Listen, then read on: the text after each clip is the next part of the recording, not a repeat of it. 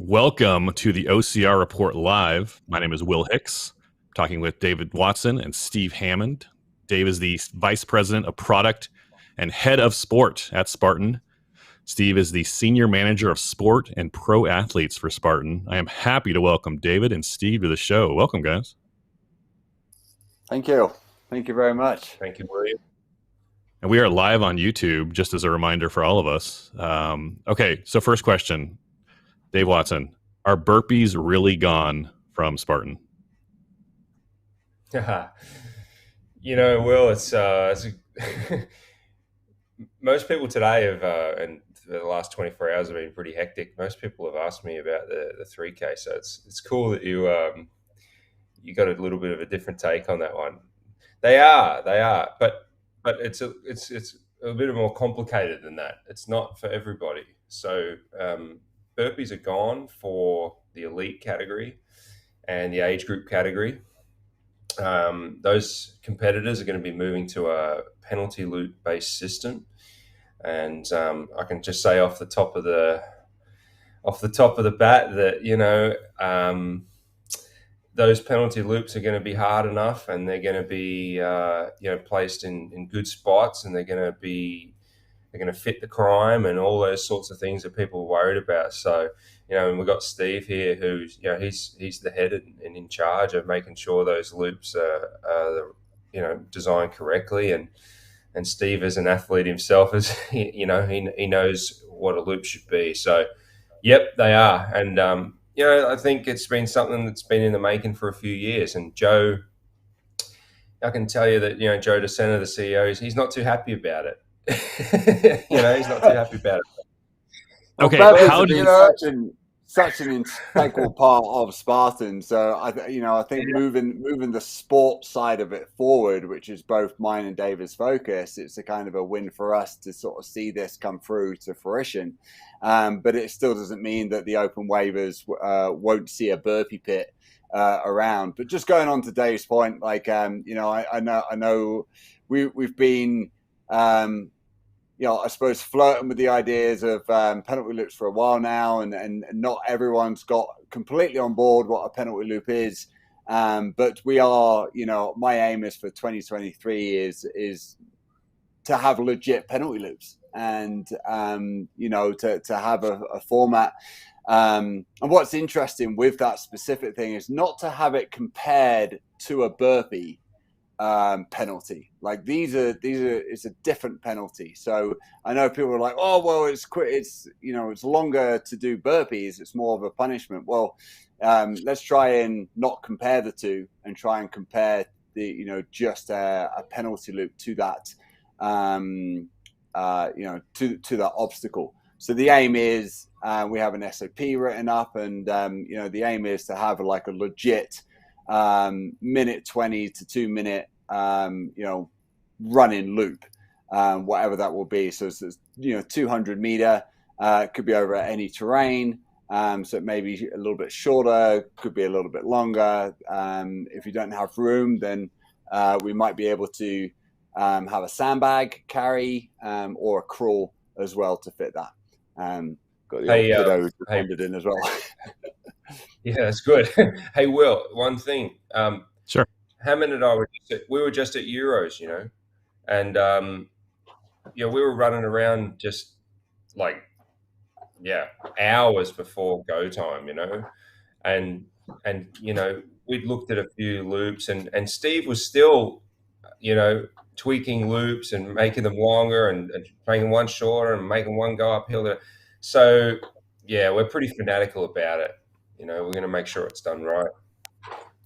One of the feedbacks or comments we heard a lot was that if it's shorter, if the penalty loop isn't long enough, then it's not a penalty. Like, it might be faster to just do the penalty than even worry about the obstacle. Is there a ratio or Yancey on yesterday was saying that the penalties in his mind should be take 3 times longer to do than the obstacle, to actually make it, to penalize an athlete for failing the obstacle. Is there principle behind that? What are your thoughts? Yeah. I mean, that's exactly where we are going with that. And most obstacles, take 5 to 10 seconds to sort of complete. If it's like a monkey in the middle where it takes a little bit more, then we absolutely take that into consideration. But the whole, I know that it's been slipped up off in the past, and I know that there are some penalty loops that has been quicker to do the penalty loop rather than the obstacle. But we're going to make sure that standardization of penalty loops is legit, and that it's going to be, especially in this 3K format as well, that I'm sure that we'll talk about. I mean, there is absolutely no way that running that 200, I mean, you'll be absolutely bonkers to think doing that penalty loop rather than the obstacle is going to give you any advantage whatsoever. You're probably not going to be able to qualify. However, I've never been a massive fan. I mean, David's known this. I've never been a massive fan of the burpee penalty because it like completely and utterly takes you out of the race, or can do, and it's very difficult to get back from that. But a legit penalty loop, to give you an example, what happened in the Euros on the Sunday, it was just really cool to watch, where one of the lead racers, I think it was Jacob from I think it was Czech Republic, had about a minute lead coming into the spear throw, and Samuel Castella from Portugal was in second, and Jacob missed, went to do the penalty loop, and in comes Samuel, didn't take any time whatsoever on the spear, picked it up through, hit it, and ran. And literally they came out, Samuel just ahead. So that to me was he lost the position. He lost a minute and 20 seconds lead, which was like super interesting, rather than going from first to like sixth if he had to do burpees. And it was kind of exciting seeing where people were, because like also from a sport point of view, where somebody is on the penalty loop. When they're just starting or just finishing. Sometimes you have no idea where they are on the actual in the burpees. Are they 10 in, 20 in? And then the whole thing about refereeing them, and the standard of what a true burpee is, the feet leaving the floor, the hands here, what's going on, and then obviously the amount of people power it takes to count each and every burpee and to have that across. I mean, that's one of the other main reasons why we've moved that way as well. Is to make it fair. And Hammond, one comment I saw, Will, like someone's like, Spartan's doing this because, they don't have enough referees. And so, yeah, what's one of the reasons? I mean, but it's not the key reason. But, look at the age group category. So, this extends to the age group category. We want all the age groupers, particularly the series races, to have, a really effective, let's call it effective, officiating experience, and it's hard to provide that consistently across the world. And we're talking about the competitive sport here. We want to make sure that everybody still understands, like, the burpee is, it's a fundamental part of DNA of our company and the brand. And there's going to be plenty of burpees still. And, the open category will be able to, have a taste of both. They'll do some burpees. There'll be some loops too. And, but they'll be doing burpees, and the age group will have a better officiating experience, and the elite category, the officiating will be more accurate. I think it's probably the quick way to say it. Was there any thought to doing mandatory obstacle completion instead of penalty loops? Yeah, everything.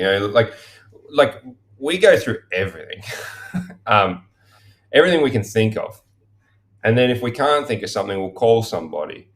Like, you see, you're chatting to Yancey, like, we'll call Yancey all the time. Like, we call everybody, all sorts of characters. We'll be like, we've thought of all this, and a lot of athletes too, contrary to belief. Yeah, that's what I mean. A lot of athletes, a lot of people in the sport, a lot of people outside the sport. And you look at mandatory completion, and then you look at the sort of numbers that you would want to try and push through, particularly in an age group category, and it's like, it's not going to happen. Make it work. You would have to have an obstacle that's like 500 foot wide to be able to it's a very difficult flow through, and especially I've seen it in other races, and I've competed in other races as well where I've had to stand in line because I fell off something, and I stand in line to then try the completion again lane. Probably talking and about it just OCR backs up. Yeah, I did that in 24, but in other races as well where they've had the whole bands over burpee thing. Unfortunately, it doesn't actually work, because the other thing is as well is you can only then make obstacles so hard, because I've been at a race in the UK.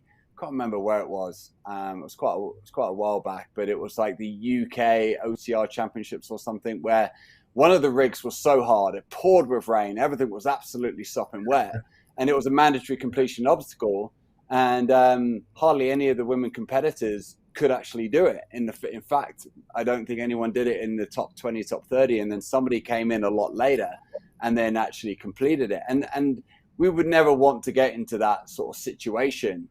Where we've seen it in multiple times, like Seattle and even on other, like Jacksonville, where lots of people fail.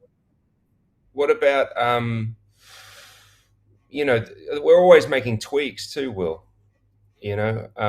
Stairway with rock mode. It's a tough obstacle. That's a multiple attempt obstacle. Yep.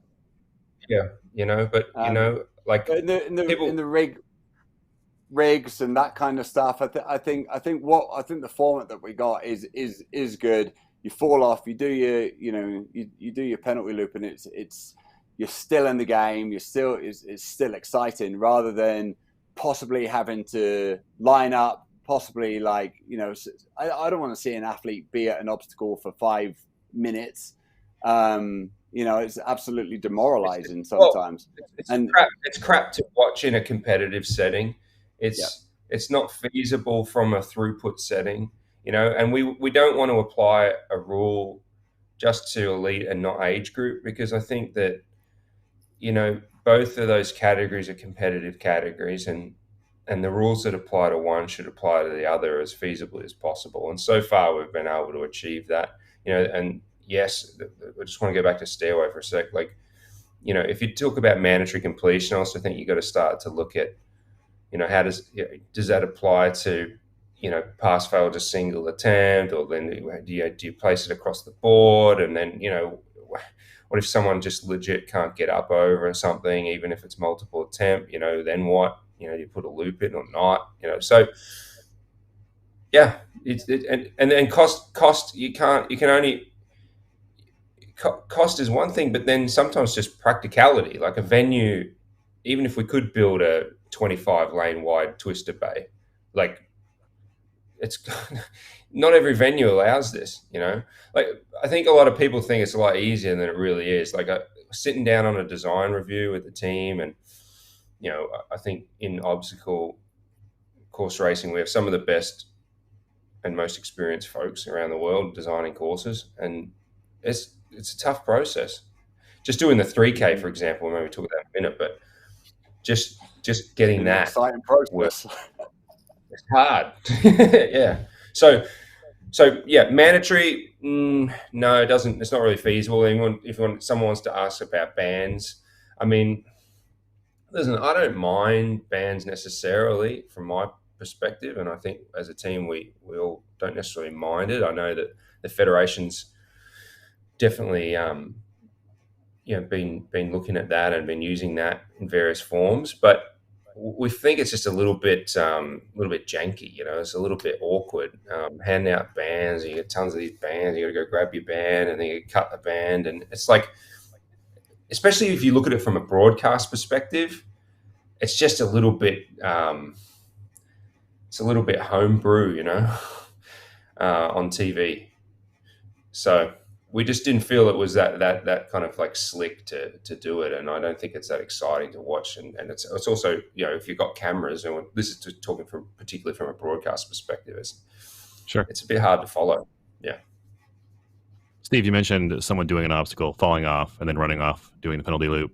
How do we prevent people from just running up, touching the obstacle, and kind of, in bad faith, not even attempting it, just running off to do a penalty loop first thing?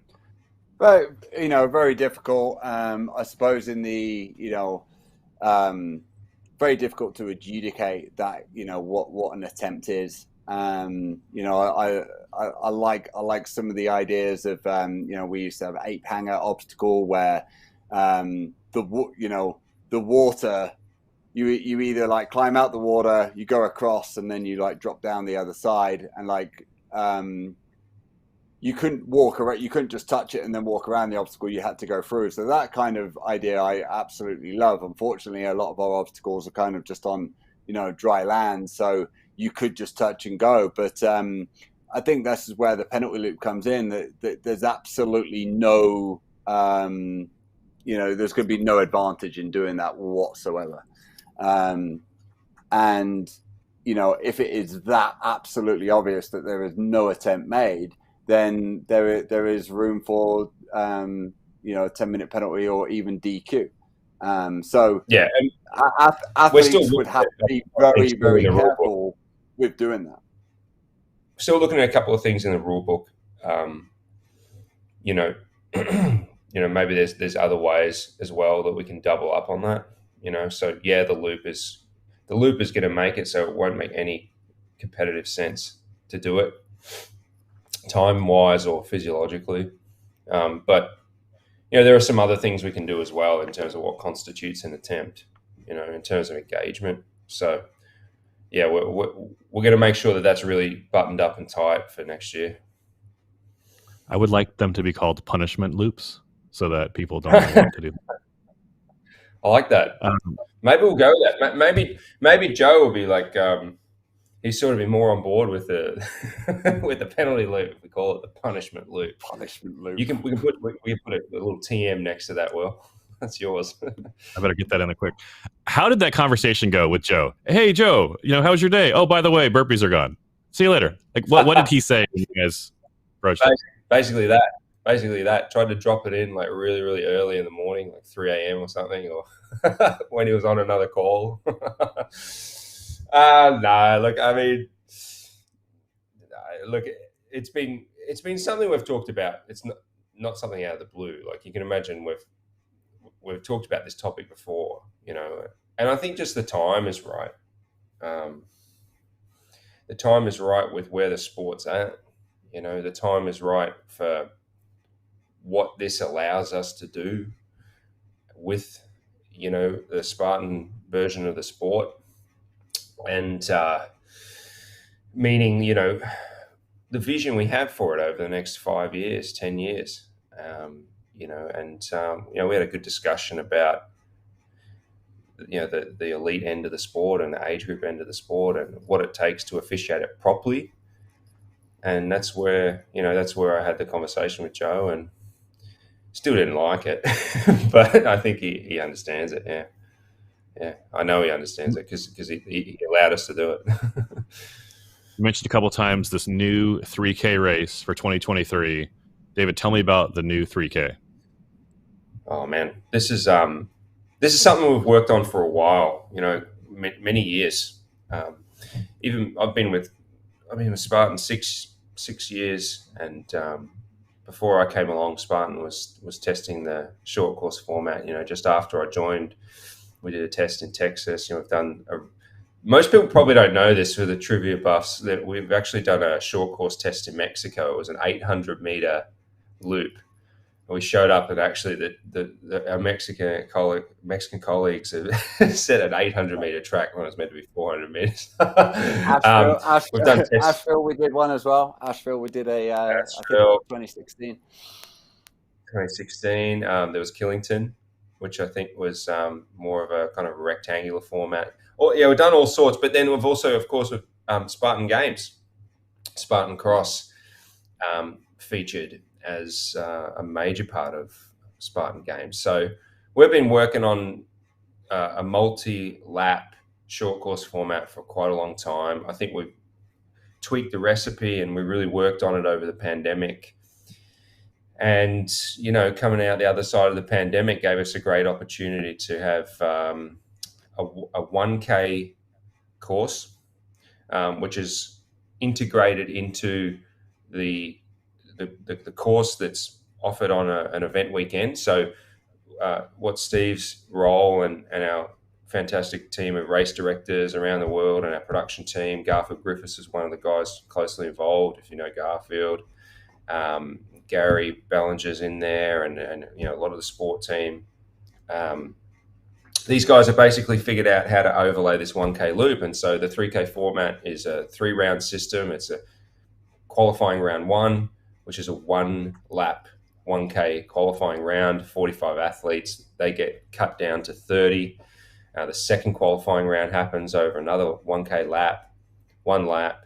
And then the top 15 athletes make it through to the final round, and they race a 3-lap 3K explosive, intense race, and the top 3 make it to the podium. And we repeat that for male and we repeat that for female, and there's prize money for the elites. And these are staged at series and championship races around the world.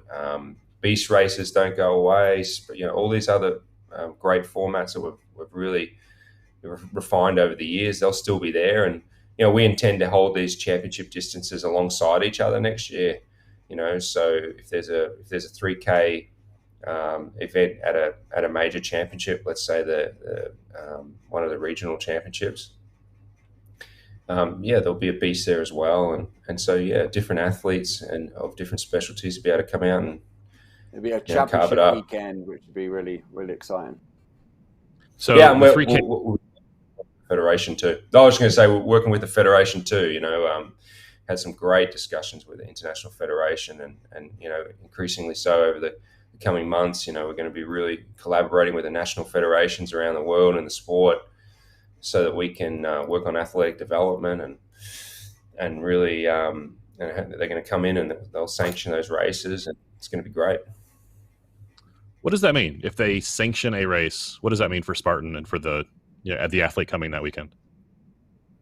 Yeah, there's actually a technical definition of what that means in this context. Generally it's so we uphold the ethical standards of the sport, as laid out in the charter, of the International Federation, as it relates to, drug testing and other elements of sport. In simple terms, it means that, we work together on making sure that the races run fairly. We'll have a drug testing protocol in place, and but all the obstacles and the rules and the format, that's all defined by us. And of course, though, we work in collaboration with the federations. We want to see a greater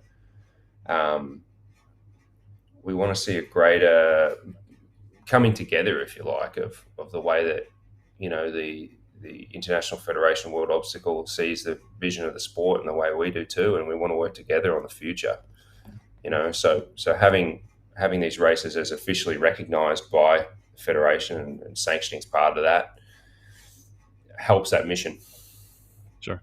So a couple more questions about the 3K. So not every venue throughout the year will have a 3K race format. The National Series venues probably will. The World Championship venues. Yeah. National Series is... Well, hang on.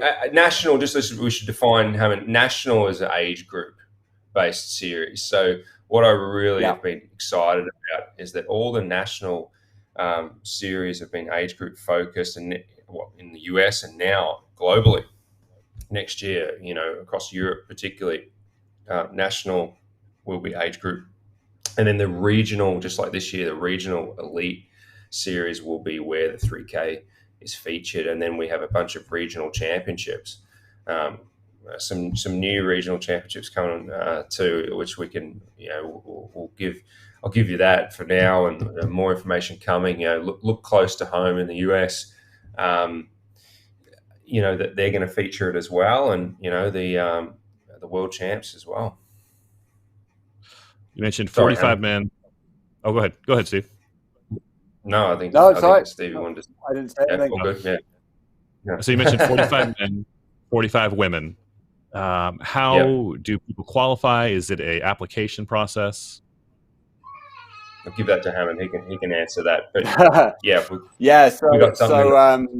we're still mulling through this, and there's still a process. I've got a crazy household going in right now, so apologizes for screaming kids and all that. Yeah, too much candy over Halloween. I have a hornbill. I don't know if you can hear that outside my door here. I'm in Singapore right now. There's a full jungle hornbill sitting outside the door. You don't have that in North Lake. I haven't. So the process we're still kind of working through. It will be very similar to let's say a priority boarding for an airport, and we've already got a system in place that we used last year to kind of pick the pro team. This year we could definitely use that same format in a tier system: tier 1, tier 2, tier 3. Having tier 1s have first priority.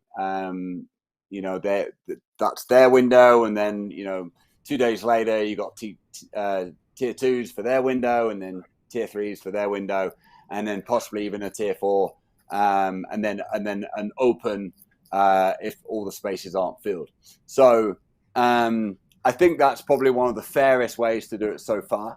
For a new format to come in, just to make sure it's not like, Garfield told me the other day, it was just like, what's stopping me just buying 45 tickets and then I go win it? Which is a good point. Good question. So this is one of the fairest things to make sure that it's filled up with good quality athletes.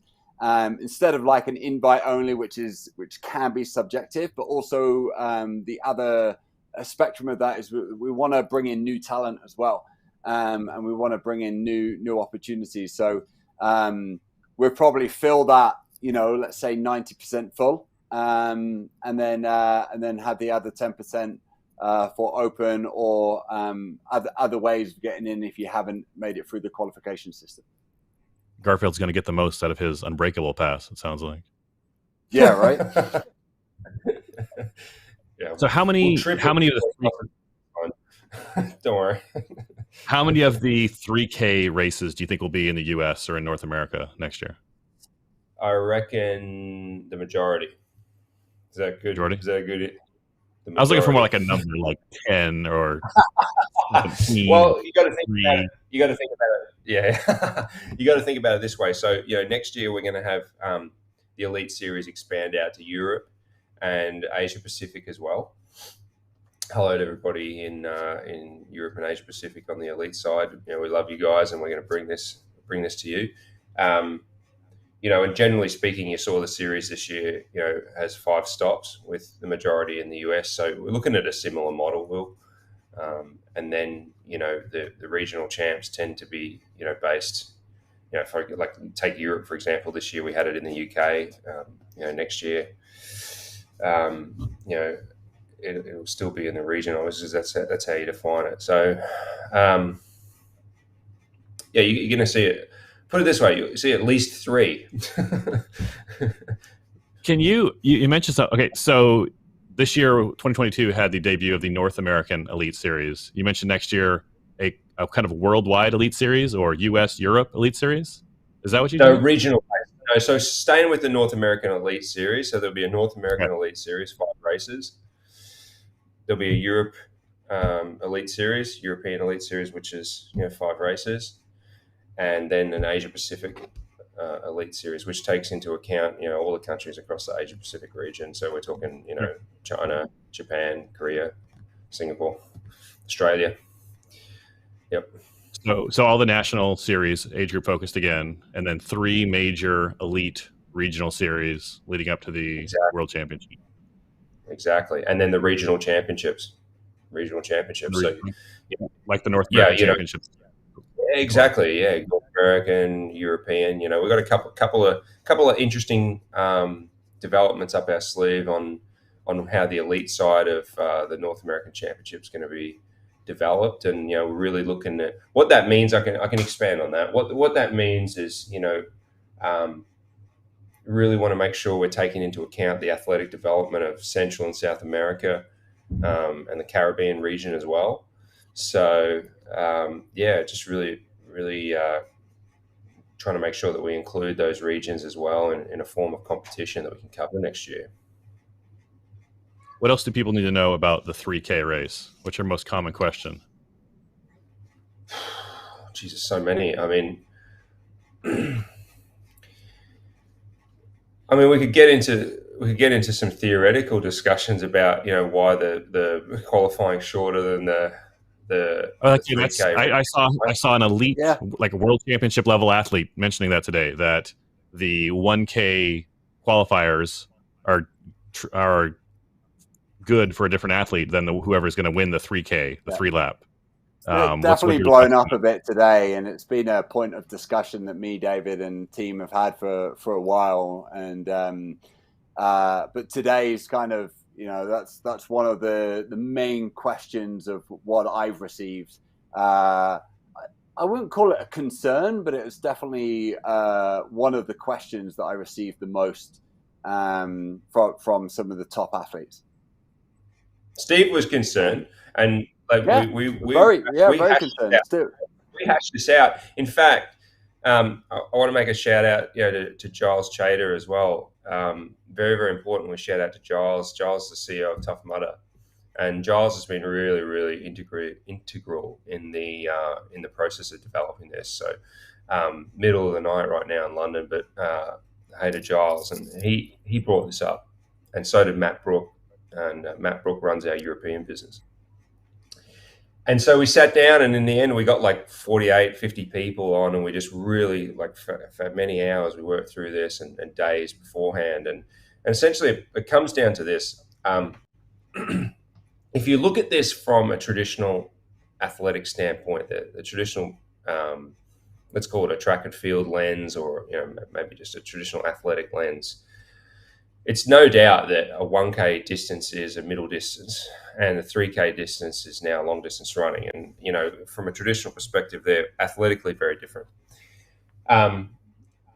But then we started to look at obstacle course racing as a discipline that is one that really does combine multiple aspects of the athlete, and how do we define, the obstacle athlete going into the future?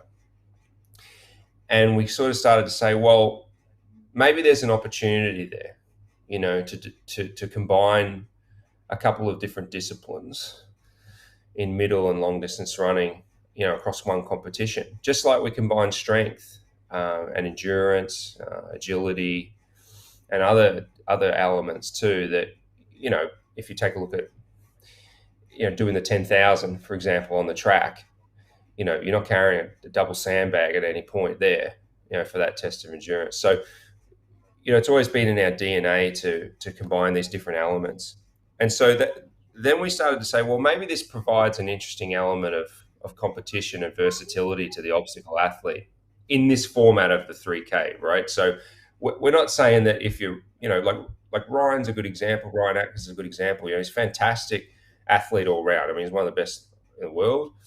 But he's particularly good over 24 hours. He's particularly good over 50K and the half marathon distance, the beast distance. And that's one versatile side of being an OCR athlete, and he has a certain profile, and many athletes do. And then we're saying on the 3K side, this is an interesting new opportunity for us. So we started to say, also, when we put on the 3K, we have to talk about what makes it great to watch, because it's not just about what's great to compete. If the world's going to take all of us, you will, everybody watching, all the Spartans around the world, everybody who's involved in obstacle from all different disciplines, from ninja up to 24 hours and more, if they're going to take this sport seriously, people have got to watch it. Otherwise, we're playing in our own sandbox. And our growth and the opportunities, particularly at the elite end of the sport, for better sponsorship, more cash injection basically into the sport to make it more profitable, so that athletes can make a living off this. We've got to have people watch it. And then you've got to start to say, all right, well, when we do this 3K format, what's the most entertaining and exciting length of a broadcast? And then you start to look at, well, if you started qualifying 3K laps, what does that mean? What are the physiological demands of doing multiple 3K races? And Steve will tell you that if you're racing that flat out, like destroyer, right, Hammond? Like three. Yeah, I mean, I was like testing the event out in Jacksonville, and like, holy smokes, there were the one lap of it was like a 1K course in Jacksonville, and it kind of blew me up. And then I did the 3 lap, and it was incredible. They are two different monsters, and I'm slowly coming to the idea that this is like amazing to watch. It's very unconventional, and there's still a lot of me that is like, oh boy, how is this going to work? If I'm truly honest, and David doesn't mind me saying that because he hears me every day speak my mind. But from like, that angle and that point of view of, anything can happen. It's going to be pretty exciting, and I'll have to see how that unfolds. Very interesting. And Will, sorry, Will, I just want to say, like when people say, is this the future of the sport? And like, there are many futures of the sport. This is one element of the sport that we're trying to develop, right? And you can look at other examples in other sports. It may not be the ultimately best comparison, because there isn't really one. Other sports are other sports, but at some point sports evolve, and our sport has a relatively short history. But I mean, like, one example I'm using with the team is in mixed martial arts. You go back to just before Bruce Lee's time and the Gracies doing, jiu-jitsu and Brazilian jiu-jitsu, and they brought that to the US, and then the UFC started, and they were fighting underground, and boxing was like, what is this? And at one point, I think it was 1996, one of the senators, McCain, I think, wanted to ban it. It's like, and the boxing world was like, this is not sport, and like this, you can't involve grappling with boxing, and this is just not those are two different physiological things. And now look at the UFC. I mean, I think MMA is the most watched sport on YouTube. So like, at some point, sports do evolve, and I think that combining the 1 and 3 formats is not as nuts as you think once you start to sit down and look at it over a longer time horizon. Steve, how long did it take you to run the 1K versus the 3K? With those 10 obstacles, I can't actually remember the actual timing, but I would approximate it's going to be around the 6 minute mark.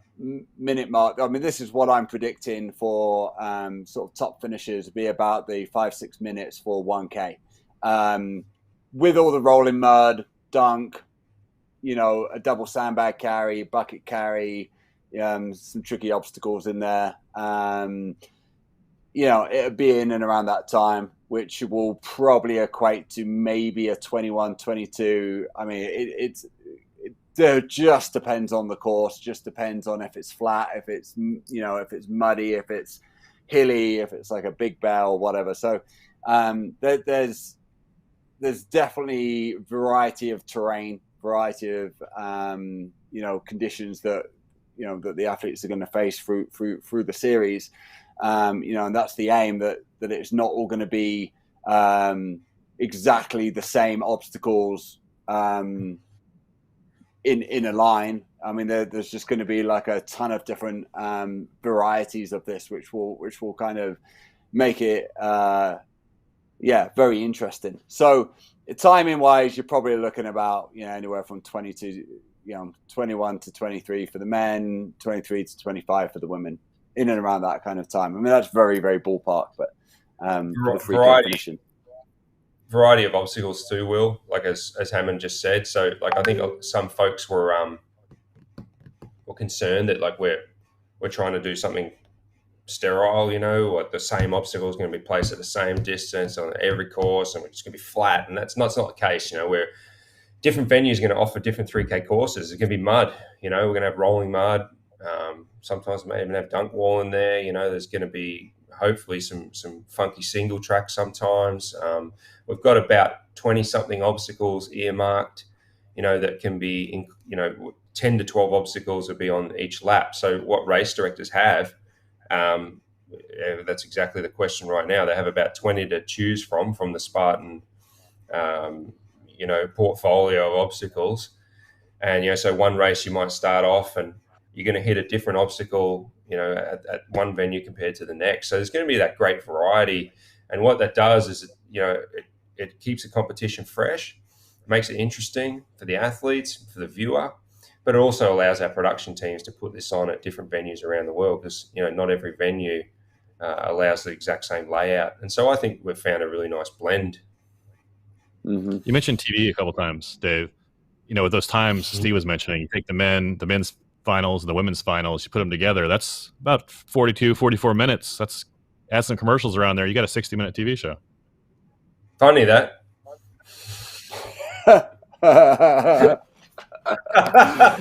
Someone's clued in. So what are we looking at more getting back on broadcast television possibly? Is that in the conversation? Yeah, for sure. Yeah, exactly. That we're really working on that, and that's something that I mentioned Giles before. He and Joe and myself and the team. We're working on bringing this sport back into a really solid and entertaining broadcast format. It's really hard doing broadcasts, especially in the days. It's always been the days where our sport's been us televising ourselves to ourselves, pretty much, and so we're really working on how to take this to the bigger, wider audiences, and as a sport, right? Like, I'm not talking about a scripted TV show or a reality series or something. I'm not talking about. I'm talking about or Spartan Games is fantastic, but it's also it's kind of a docudrama as well. I'm talking about a sport coverage. Yeah, live sport coverage, and that's what we want to. That's the nut we're trying to crack right now, and we're getting pretty close. David, you said that there's something might be big in the pipeline. Yep, something big in the pipeline right now. So, I very soon we'll have that locked down, I hope, and we'll be able to tell everybody. But the key point is that whatever happens with broadcast, this is an opportunity for all of us as a community to, forward the sport. The elites will have the opportunity not just to TV, do this, but the sponsorship as well. The opportunities, teams, things that actually athletes have wanted for a long time. And this is, I've had a lot of athlete feedback. I've talked to athletes constantly for the last 3 years and asked them what they want. What do you want from that? And this actually ticks most of the boxes of what they want. It may not be the exact format. It may not be the exact, obstacle specification, but to be honest, it ticks the very big boxes of what a lot of the athletes have wanted. Spartan announced some new obstacles for 2023. 3 new obstacles. I just want to kind of hit you with them. Maybe you can break them down a little bit. Steve, over under. Is that a Weaver type obstacle? Over under. It's just like a remember OUTs? Sure. Like not quite like that. It's just a very, very simple breakthrough obstacle. We sometimes we look at design of obstacles. People think of this as like these crazy elaborate. We have to have this like massive, great big 100-foot monkey bars or something. Sometimes it's as simple as breaking up some of the running so that therefore the flow through will be better further on into the course. So therefore we can release slightly more athletes at a time. There's been a big push on age group. We've had struggled in the past with some of the backups on early obstacles. So something like a over under is very simple. It's exactly what it says on the tin. You go over and then under a couple of times, and you will generally find it as one of these early things out on the course. That's it. It's a flow through obstacle. The zigzag Ziggy zaggy. Ziggy zaggy. Yeah. Come down to Z walls if you go to the UK, mate. Z walls. Z wall or Z wall was one obstacle, and we kind of supercharged it. Which adding some more panels, and you got some ropes there, and you got some pegs, and stationary pegs, and yeah, it's really cool actually, and it's double sided, and it's basically a supercharged Z wall. And then laser pistol. What does the laser pistol obstacle look like? It's really cool. Some folks watching may remember we've tested laser, over the previous years at various events in various ways. A few other races. Yep, Florida. And we just did a test where we had laser in the festival on the weekend, last weekend. And it's like a small white box, has a black target in the middle. There's a bench, you come up to it. The pistol will be in a like a table mounted holster. At 45 degrees, you draw the pistol, you aim, and the lights basically light up as you hit the target, and then you move on. And this is something again really kind of sport focused. As we know, folks over at Modern Pentathlon have been testing obstacle in one format, which is the 100-meter format. And we'd really like to see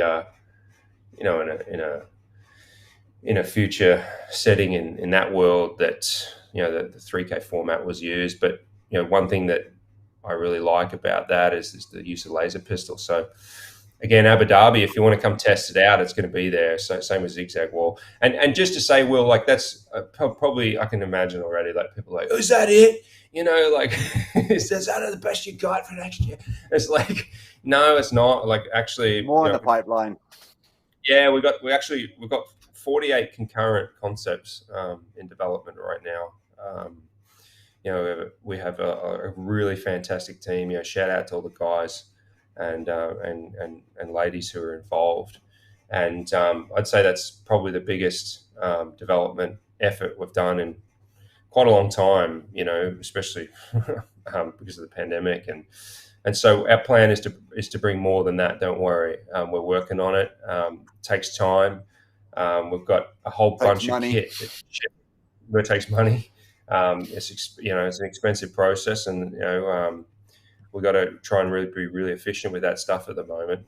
And but I can tell you that a big bag of goodies from our factory just landed on US soil, and there are some wheels in there, and there's some all sorts of good stuff. So we're testing some cool stuff at the moment. Don't worry, guys. So keep your eye out at different events for test obstacles in and around the festival as well, and and let us know your feedback as well. We appreciate that.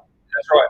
Yeah, that's right. And I'd love for all this to be signed, sealed, and delivered by January 1st. But the reality is that there's all sorts of complexities around testing. Things come up, and but Q1 next year, I hope that everything's going to be rolled out. So keep your eye on that, guys, and find a race and look forward to 2023. So you have whiteboards in the office with 48 different obstacle concepts. Some of them may make it. Some of them are going to die on the vine early. Is that right? Like there could be. Some have already died. 48 obstacles. There's some good ones. There's some mediocre ones. There's some funny ones. But no, someone once posted something. There's a GIF out there. I think it's like, I forget what show it's from. Someone will know who's watching, but like the dude with like a cigarette and a whole bunch of like Post-it notes and just scribble everywhere. It's like, this is the next. Someone said that to me, like, this is you and the team, is it? Not quite, but it's not that far off. We get on multiple times a week, and we have a set innovation sessions that we work specifically on obstacle. And actually, we're working on innovation around other things too, like how are we making showers better, for example. We'd love for folks, particularly in colder races, to have a hot shower.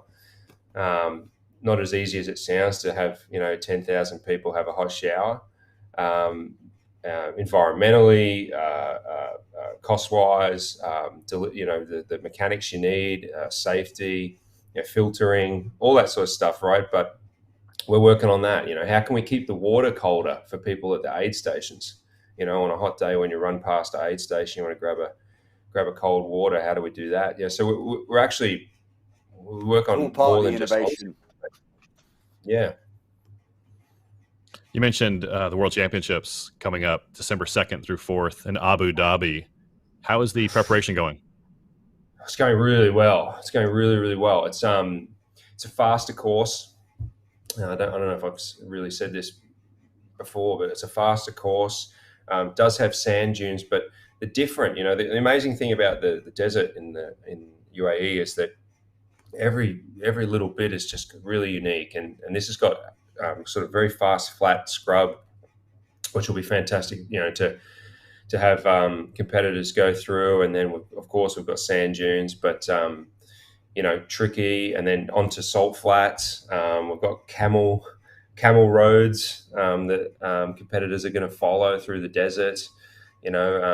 Course gets pretty far flung. Team has been really working hard on getting some great obstacles out there. We've got a few unique ones we're trying to set up just for that race. To keep your eye out for the Bedouin carry, which will be pretty interesting. I think it's going to be a really, really fun weekend, and it sits next to a resort. And it's a really, really amazing festival. We've got this. It's like an old fort where the festival is, and it's going to be really compact, and there'll be a great stage there, and music and food, and there's like a whole seating area inside this old fort. Like I haven't seen anything like that before that we've done, and I think it's going to be really unique, different to last year, very, very different. It's a different venue. It's very close to the city, relatively speaking. About half hour, 45-minute drive from the city of Abu Dhabi. So lots of things. People can stay in the city, they can come out. It's going to be really cool. So prep's going well, Will. What else can you tell me about 2023? What else? What venues are new countries for next year? Yeah, there's always new countries going on. Ian Adamson just sent me a message. Hi, Ian. Look, we got all sorts of things coming up next year. I don't know. I think I think obstacles. The more obstacles to come is a big one. Like I said, and nothing I can really mention right now, but Steve might have something. A lot of site visits to some really good venues. We've got a couple of site visits coming up to some pretty awesome areas, very mountainous areas, which is pretty good. So hopefully they go through as well. Definitely. Well, why don't we talk about the Triple Crown? More of the same as well. Like there's some classic courses out there. Keep an eye out on what are the just the current racing. Hopefully we'll get some really good prize money for some of the just regular Spartan races. I think select few of Spartan races we're going to have just on the regular season some good prize money out as well. Elevated. So keep an eye out for those ones. Basically like elevated prize money. Why don't we talk about the Triple Crown? We didn't talk about that. Sure. So really we're trying to create this. Yeah, we're trying to create this like ultimate trophy, of obstacle course racing, and so we've come up with this concept, the Triple Crown, and it incorporates the 100-meter World Championship as put on by World Obstacle. It includes the Spartan World Championship, which will be over the 3K distance, and it includes the 24-hour format, which will be the world's toughest mudder. So I don't know if we actually released that as part of the Triple Crown yet or not, but there you have it. I just gave it away. So if we haven't released it, that's it. It's going to be epic. Yeah, okay, so the first thing I noticed when I saw those three races is that they're kind of across three different brands, right? the FISO, Spartan, and obviously family, but 3 different brands. How'd you guys pick World's Toughest instead of the Spartan Ultra, James? Steve can add to this too. I'd say that I think that World's Toughest is just a brilliant race. And we're increasingly seeing some epic competition. I mean, this year at the elite end, like there's some tough competition coming. Yeah, it's going to be one of the most competitive races that the World's Toughest has ever seen. And the World's Toughest Mudder is, the best 24-hour race out there. We believe that, like we love the Ultra. We love the Ultra World Championship. Don't get me wrong, right? But in this case, we thought that just for the interest and variety of this particular trophy concept, incorporating a Tough Mudder event, I think is a really cool idea. I think that, we're working closely internally to make sure that, from a competitive standpoint next year for the Triple Crown, that the elite end and the competitive end of World's Toughest Mudder is truly officiated and is properly operated. So of course, World's Toughest Mudder for all folks, for all mudders, is gonna feature all the fun and all the games of the usual stuff that to expect. But from the sporting side, really making sure that's dialed in, and we just feel it's just a premier, awesome event. It's great atmosphere, Tent City and everything that happens over that weekend is just epic. So look, don't get me wrong, I've been to every Ultra World Champs. I developed the first one with the team, and it's just love it. I love the Spartan Ultra World Champs. Bloody hard event, I mean, obscene, but yeah, to answer your question in a nutshell, the variety and it's just a cool thing to do, and why not do something cool? Got a question from the audience. Is Spartan Ultra World Championships going away next year? Don't know. I mean, I think there's always a place for it. We're working on where that sits right now. We're looking at some different venues and different options for the Ultra World Champs. So not necessarily, but just finding the right fit for that event and the right spot on the calendar, and you got to find that balance. The obstacle racing community isn't, infinite. We'd love to put on a championship all the time and lots of different things. Everyone wants to do something, but at the end of the day, you can't do everything, because you just end up losing tons of money on every single event. So you got to figure out where in the schedule it can go, what time of year. Like you saw this year, I was gutted. Just the fact that we couldn't do it with the fires and the air quality and all that sort of stuff, and so then and once you have the whole season laid out, there's all sorts of complexity to it. Like in the US, for example, we have multiple trailer lanes of gear, moving around the country at any one time, and you have so many event weekends. There's basically something going on every weekend, a couple some weekends, and so you got to figure out, how do you make that work? How do you make it work with weather? How do you make it work with venue availability? How do you make it work with sponsor integration? How do you make it work with, we call it cannibalization of other events, right? If you put on one event too close to another, people have to pick and choose. And so it's Ultra World Champs, we're just trying to find that sweet spot. Hey, before we wrap up, you mentioned something I just wanted to clarify. The 3K leg of the Triple Crown, you mentioned World Championship. That's the 3K World Championship, not that the 3K is the World Championship. Is that correct? That's a 3K World Championship. We're gonna have a World Championship over this new distance. Yep. All right, awesome. Yeah, but the goal is to have multiple distances at the World Championship. So it'll be World Championships, Spartan World Championships. So the goal is to have be a weekend of celebration of multiple distances. Multiple distances. Yeah. And the 3K may well end up being the flagship, as in where a lot of the prize money will be. That's the goal. You You can follow David Watson on Instagram at RealDJWatson. You can follow Steve Hammond at Trailmaster Hammond. And you can sign up for your 2023 race season at Spartan.com. Dave Watson, Steve Hammond, thank you so much, guys. Thank you, Will. Always good to chat. Awesome to see you, Will.